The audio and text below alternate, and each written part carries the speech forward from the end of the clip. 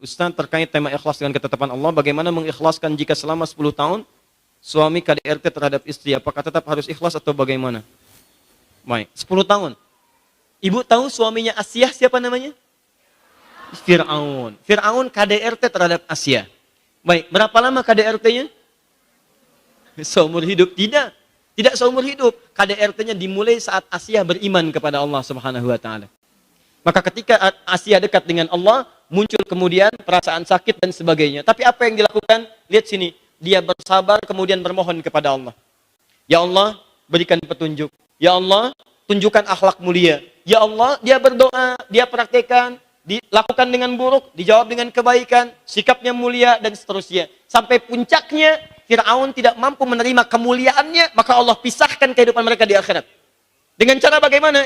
Istrinya dieksekusi oleh suaminya, tapi indahnya Asyah berdoa kepada Allah dan diabadikan dalam Al-Quran. Indah doanya. Rabbibnili baitan fil jannah. Ya Allah, bangunkan aku satu rumah di surga karena kesabaranku menghadapi keburukan Fir'aun ini. Dan selamatkan aku tidak bersama dia saat di akhirat nanti. Pisahkan aku dengan dia.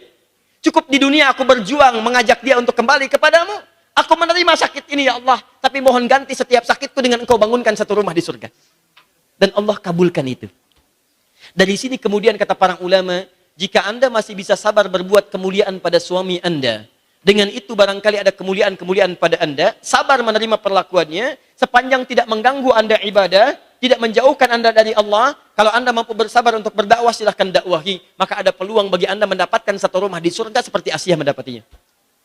Tapi ulama sepakat, kalau gangguan itu menjadikan ibu jauh dari Allah, tidak bisa sholat, sulit mendekat, jauh dari Quran, bahkan ibu bisa bermaksiat lebih besar, maka ibu boleh bermohon kepada Allah untuk mendapatkan takdir yang terbaik sesuai dengan ketetapan dalam Al-Quran. Ada khulu di situ. Konsultasi pada para ulama. Dengarkan bagaimana solusi terbaiknya. Ada pilihan-pilihan dalam Al-Quran. Pertama ada islah. Quran surah keempat An-Nisa ayat 35. Iyurida islaha yuwafiqillahu bainahuma. Sampaikan pada perwakilan keluarga perempuan, keluarga laki-laki menyampaikan, dudukan oleh dua orang wali, maka jika keduanya ingin berubah, Allah akan berikan hidayah pada suaminya untuk berubah. Jika tidak, maka Allah akan pisahkan dengan cara yang terbaik. Paham ya? Tanya.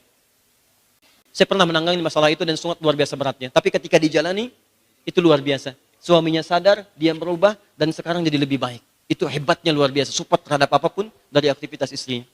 Niat untuk berpasangan itu, dalam bahasa singkatnya untuk menikah, untuk berumah tangga, yang menjadikan kehidupan seorang hamba berpasangan, kata Allah kalau memang ingin berumah tangga yang benar, berumah tangga yang nyaman, berumah tangga yang baik, maka jadikan niat pertamanya bukan hanya untuk bersatu, tapi diniatkan untuk mendekatkan diri kepada Allah Subhanahu wa Ta'ala. Jadi kalau ada orang berumah tangga sampai detik ini, belasan tahun, puluhan tahun, hanya untuk menyatu saja, memadu kasih, cinta, rindu, dan belum mampu mendekatkan dirinya dengan Allah, maka ada yang belum sempurna dalam kehidupan rumah tangga. Ada yang belum tepat, ada yang masih kurang.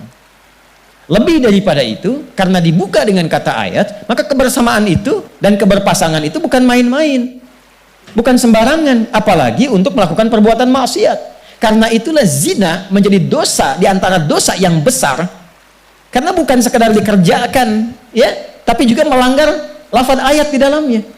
Ketika Allah tempatkan dalam situasi yang agung, malah dilecehkan, maka menjadikan bagian dari itu konsekuensinya dosa yang sangat besar. Ya, maaf, kalau ada orang misalnya air zam-zam itu, zam-zam istimewa nggak? Agung nggak?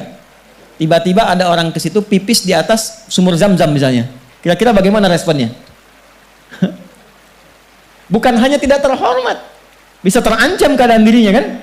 Ya, ada orang yang sengaja melecehkan apa yang Allah agungkan.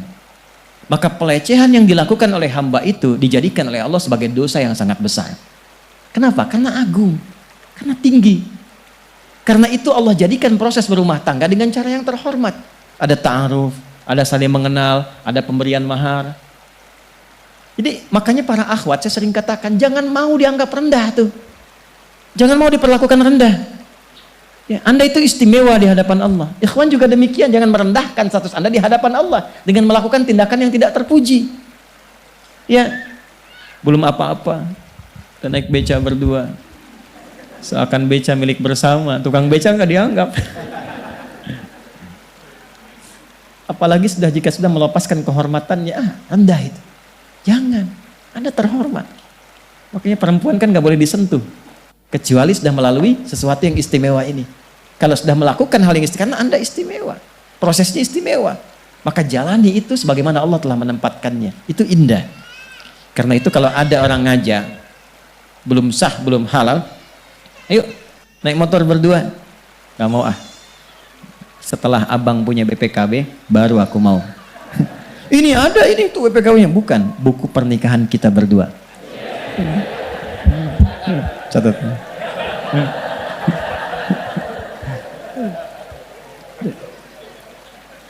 Satu. Tuh. Jadi maaf ya, pernikahan itu agung, zina rendah. Jadi jangan mau dipermainkan, jangan mau dibawa oleh suasana, ada kebudayaan macam-macam dan sebagainya. Itu nggak sadar kadang-kadang. Anda itu orang terhormat, rendah, tinggi, jangan merendahkan status kehormatan di hadapan Allah dengan melakukan perbuatan yang menyalahi ayatnya. Satu. Dua. Wah, saya belum ke tauhid ya. Dua, perhatikan baik-baik. Azwaj, jama' dari kata apa? Zauj. Apa artinya zauj? Pasangan, couple, suatu yang serasi. Pasangan itu bersumber dari yang sama atau dari yang beda? Nah, itu dia kuncinya. Bisa jadi pasangan kalau beda. Kalau sama tuh bukan pasangan. Mana sepatu saya? Ini Pak, kok cuma satu? Sepasang. Begitu dihadirkan sepasang, bukankah kanan dan kirinya beda? Coba kalau ada sepatu, kanan kirinya sama bentuknya. Bisa dipakai nggak? Nggak bisa. Ya disebut sepasang tuh kalau beda. Tangan sepasang, sama-sama tangan, sama-sama jarinya 5. Tapi kan kanan dan kiri beda. Halo? Iya kan? Kaki juga begitu. Jadi ketika disebut zauj itu sudah fitrahnya. Bisa berpasangan kalau berbeda. Sama-sama manusia, tapi ada laki-laki, ada perempuan. Itu yang dimaksud Quran surah 49 ayat 13. Ya ayyuhan nasu inna khalaqnakum min dzakari wa untha. Bedanya mesti ada laki-laki, mesti ada perempuan, baru disebut zauj. Kalau laki-laki dan laki-laki bukan zauj namanya. Asep dan Indra bersamaan itu bukan zauj. Ya, perempuan dengan perempuan bukan zauj. Makanya nggak bisa disebut pasangan. Telah datang pasangan itu. Kok dua-duanya melambai ya gitu. Itu bukan pasangan. Ya, itu halangan. Jelas? Maka tidak dibenarkan dalam Islam pergaulan-pergaulan sesama jenis. Jelas? Yang dimaksud sesama jenis, yang dimaksud pergaulan sama jenis itu yang mengarahkan kepada hubungan-hubungan keberpasangan, seksualitas dan sebagainya. Nanti bab itu akan masuk ketika kita bahas nanti ke era-era Nabi Lut alaihi salam. 2, 3, pelan-pelan. Sebentar, sebelum sampai ketiga, artinya laki-laki dan perempuan saja melakukan keberpasangan tanpa mengikuti petunjuk ayat sudah terancam. Apalagi laki-laki dengan laki-laki, perempuan dengan perempuan. Maka itu statusnya lebih rendah dibandingkan dengan yang pertama. Jadi Anda bisa bayangkan, zina aja statusnya sudah rendah sekali di hadapan Allah. Apalagi zina itu dilakukan dengan sesama jenis. Makanya wajar kalau bumi pun ikut marah, likuifasi, boom, habis semua. Ya, longsor, tuh, gempa, banjir di mana-mana, tsunami.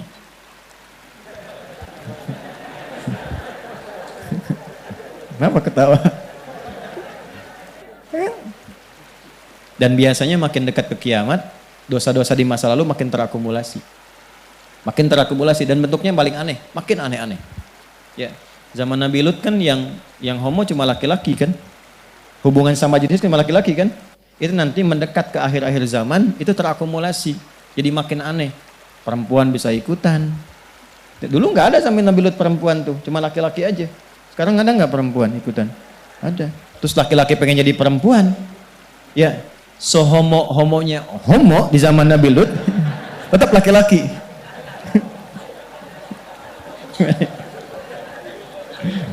Homonya homo di zaman Nabi Lut tetap laki laki. Yang sekarang berubah. Nama siapa? Nia Pak. Nama Nia. Nama Kurniadi Pak.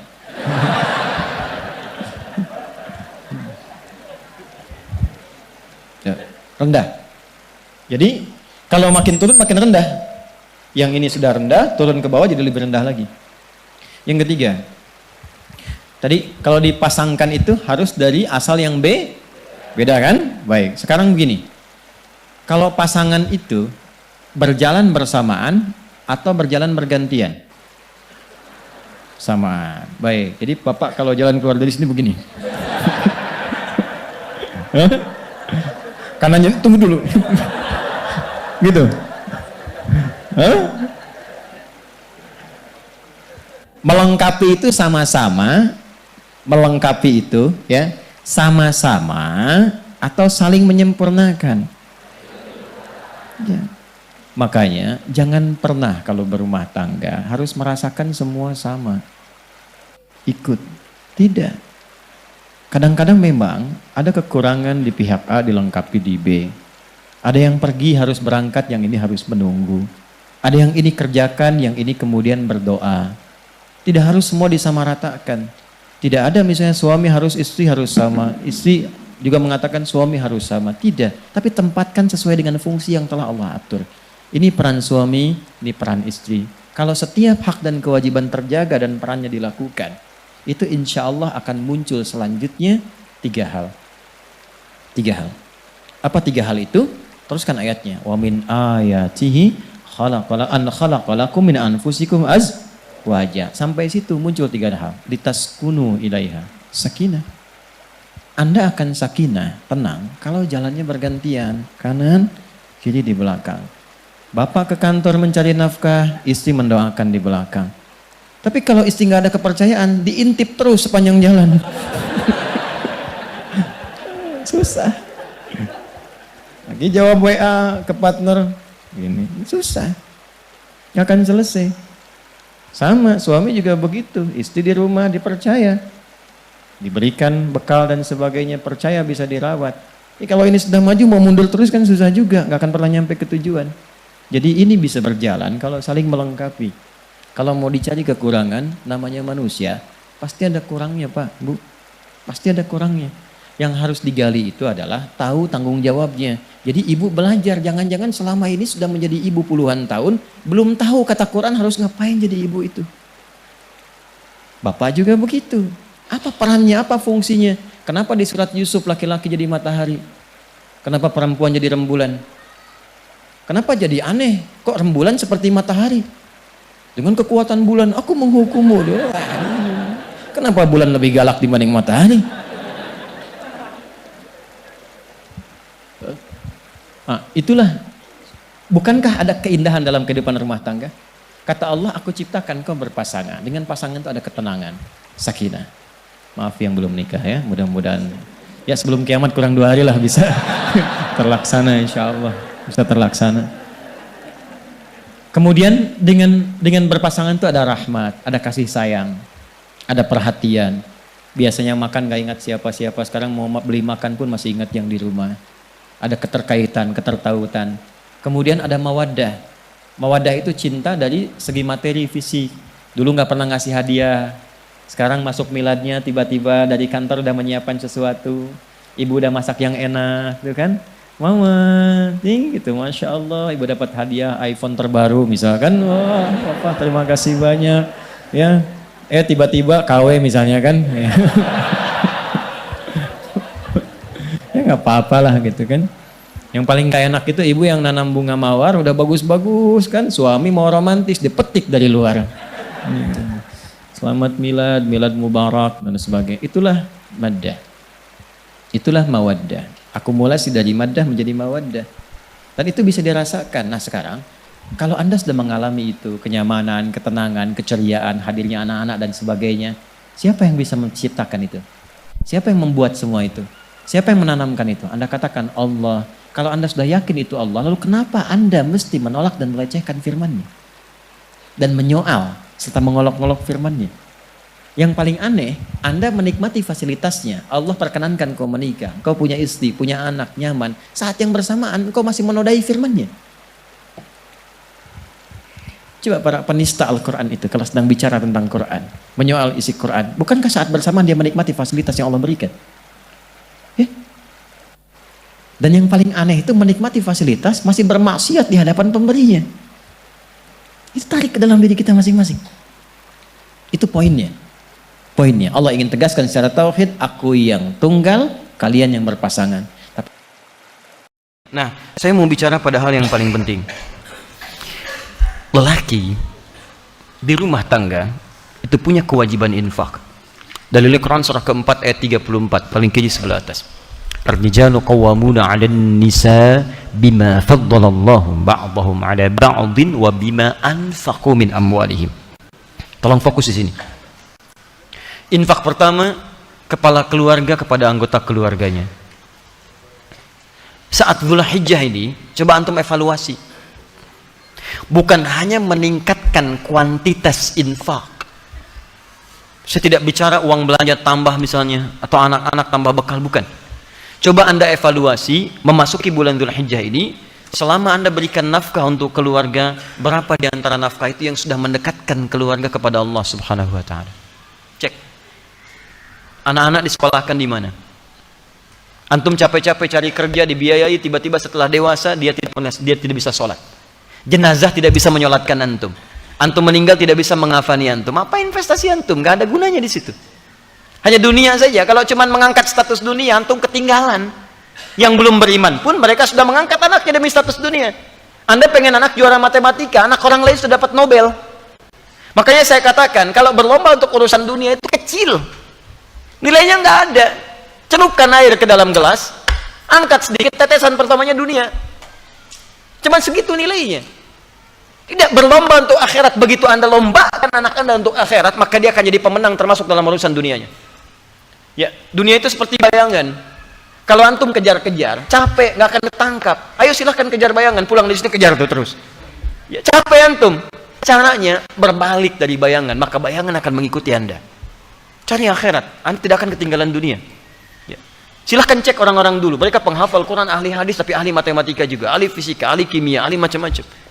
Dan bukan aib kalau anak kita misalnya sekolah dalam umum, gak ada masalah, tapi hadirkan nilai Quran di dalamnya, hadirkan hadisnya. Cek lagi rumah yang antum kemudian titipkan pada istri ketika antum bekerja, jadi apa di dalamnya?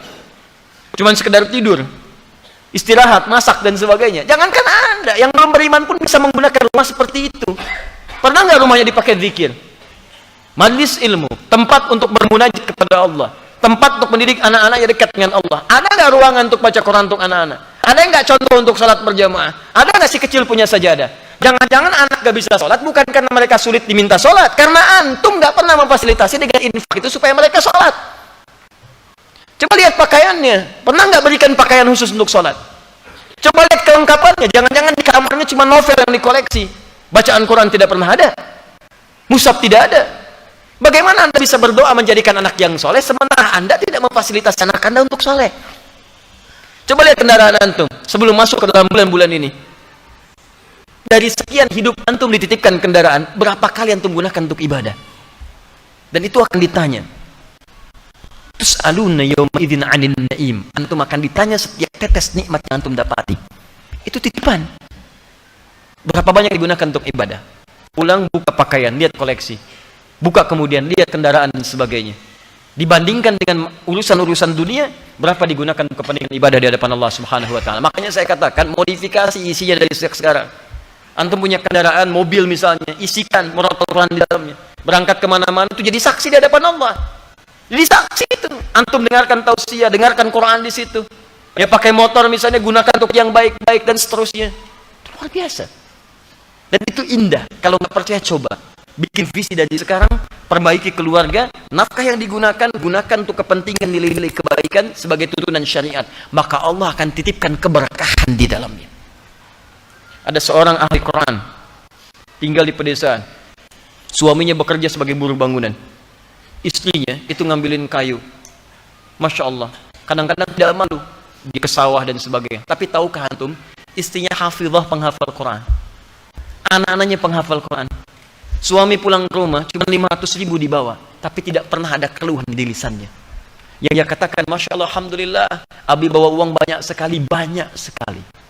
Setiap tamu datang dimuliakan oleh beliau, makanannya, segalanya, macam-macam, ada keberkahan di dalamnya. 500.000 tahan dalam sebulan, disebut banyak, dan ada keberkahan di dalamnya. Antum 5 juta, 15 juta masih merasa kurang, butuh berapa lagi? Coba cek lagi.